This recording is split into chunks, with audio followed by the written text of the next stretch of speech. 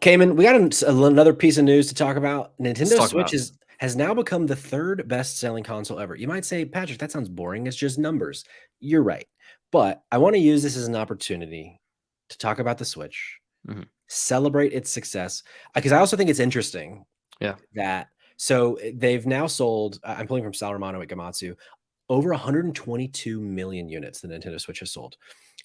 Is now in third place behind the Nintendo DS at 154 and PlayStation 2 at 155 million units. So it's got some ground to cover, but I also thought it was super interesting that when they announced this at their earnings call this week, they also announced that Pokemon Scarlet and Violet has now sold 20.6 million units and is now the number 1, 2, 3, 4, 5, 6, 7 best-selling video game ever to release on Switch within 2 months. Okay, quick question, Patrick. Yeah. If I'm not mistaken, the PlayStation Vita sold around 300 billion copies, or billion of the consoles. I don't understand why this is not on the list, and we are celebrating the Vita. Yeah, I think I think the Vita sold 15 copies, and you and I were 2 of the 15. Probably fair. But can you believe fucking Scarlet and Violet in less than 3 months has already sold almost 21 million units, and that game is broke. That game is the best Pokemon game to be released. Sure. It just I'll don't like when the next Pokemon game comes out, we cannot expect it to be running in any capacity. If that broke ass game sold almost 21 million copies, probably more than like any PlayStation 5 franchise, PlayStation 4 game. Like the Switch numbers are always insane compared to the rest of the games industry. Yeah. And it's wild to me. But that being said, so we're at 122 million units. Came in earlier this year. You predicted the Switch 2 is being announced this year. Do you still think so? Yeah. I'm going to double down on it. Oh, yeah? I think I'm going to double down on it. You think it is going to be announced tomorrow at the Direct? Is that how you're doubling down?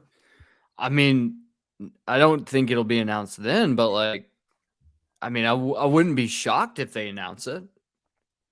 Sure.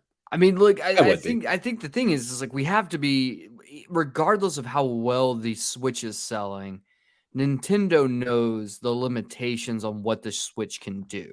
Sure. So there's obviously something in the works right now. They've already got something in production, like not in production, but they've got something working up. Yeah. And like, what a better time to announce the Switch 2 than to announce it on the eve, or not the eve, but like the eve of episode 69 of the Spotlight Games podcast. Exactly. Yeah. No, I do think like what a better time to announce like, hey, you can get your hands on a new version of the Nintendo Switch. Whatever they want to call it or whatever, like right now, like not that you can get your hands on it right now, but it is in the works. Like this is a perfect time to announce like the number 3 best-selling console of all time. There's a reason why it's number 3 on the list. And guess what? We're making one that's even better. Like that's like a perfect time to like really announce that. Like double down on your success. I don't like, and that's the thing is like the one thing that stops me from being like, okay, maybe not, is the fact that Pokemon sold so well. But I do know that Nintendo looks at this and is like, okay, we're coming towards the end of the life cycle now. Yeah. Like there's only so much we can do. And, you know, I think the thing is like, yes, success is great, but like there's always what's next. And like everyone, regardless of how well you're doing, you're still looking for what's going to be the next big thing. And like, how can we make things better? How can we keep things moving forward? Like, they're not going to just rest on the laurels of the Switch. Oh, sure. Yeah, no, it's going to happen. Look at the DS. I mean, I think the DS is the perfect example. Like, the DS had a nice lifespan, but then they were like, hey, guess what? We have a better version. It's the 3DS. Remember when 3D was the thing?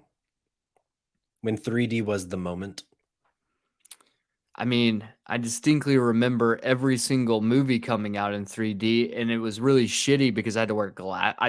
I'm not wearing glasses at the moment because I don't need them right now. I can see well enough, but guess what? I wear glasses, right? And then you put those 3D, and I had to put the 3D glasses on top because I can't wear contacts because my eyes dry out too quickly and they're really annoying. Also, they're expensive. Sure. And like I was just like, fuck it, I'll just wear glasses. But then I had to put these glasses on top of my glasses, and I was just looking like a fucking idiot. And like, I'm glad we did away with the period of 3D shit. And then now James Cameron's like, oh, guess what? Movies are now going to be in 7D. I'm like, what are the 7 dimensions, James Cameron? And he just farts in a glass and hands it to you, and he's like, I'm James Cameron, eat it. And you're like, I hate you, James Cameron. Here's the thing. If I think most people would. James Cameron has that much power. Old Jim. Can you? Anyway. I'm just waiting for James Cameron to run for president, and then he just wins because everything sucks. I mean, it's possible. Cayman, to get back on topic though. Sorry. No. Hey, look at me. Don't apologize. My question to you, my second question is, so I don't want to linger too much on the direct because by the time this goes live for podcast listeners, they'll already know what happened. But my question to you is, do you think, because they said it's going to be 40 minutes and it's mostly going to cover games that come out first half of this year, mostly being the keyword there. Do you think we get Mario? Is this the time to get new Mario?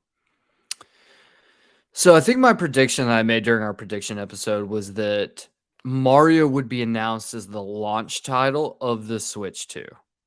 Right. So in order for that to be true, they have to announce the Switch tomorrow as well, is what you're saying. Yep. Okay. I mean, I do think like this would be a perfect time for them to announce Mario Kart 9. Fuck, bring it on, dude. Because I think my other prediction was Mario Kart 9 would be announced for the Switch, but it would be like you can get it for the Switch now, you can play it, and then we will also get an expanded version for the Switch too. Yeah. So I think this is perfect. You can say like, hey, guess what, guys? Mario Kart 9 is coming in, and you say the date. And then closer to launch date, you're like, Mario Kart 9 will also be playable on the Switch too. And Mario Kart 9 has a story mode in which you play as Dr. Mario, who leaves the field of medicine after a malpractice suit to become a professional race car driver. Where's Kiki at right now? I think she's in the chat.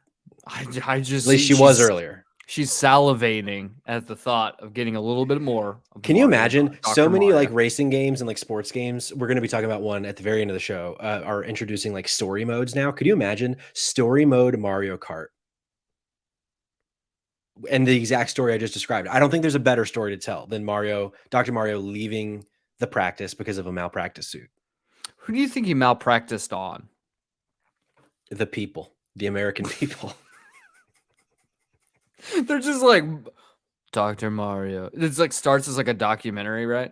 It's like Dr. Mario ushered in the first wave of fentanyl overdoses in the United States. Like I'd be fully sold, man. I'm fully sold. Connie in the chat says Peach tried to give her that BBL. Dr. Mario, huge on Brazilian butt lifts. That's guaranteed. I guarantee it. Anyway, next week we'll probably talk about what we see at the direct tomorrow. So if you're watching live, tomorrow 5 p.m. Eastern is when this new direct is coming out. So we'll have all the answers and more next week on Spotlight Games. But Cayman,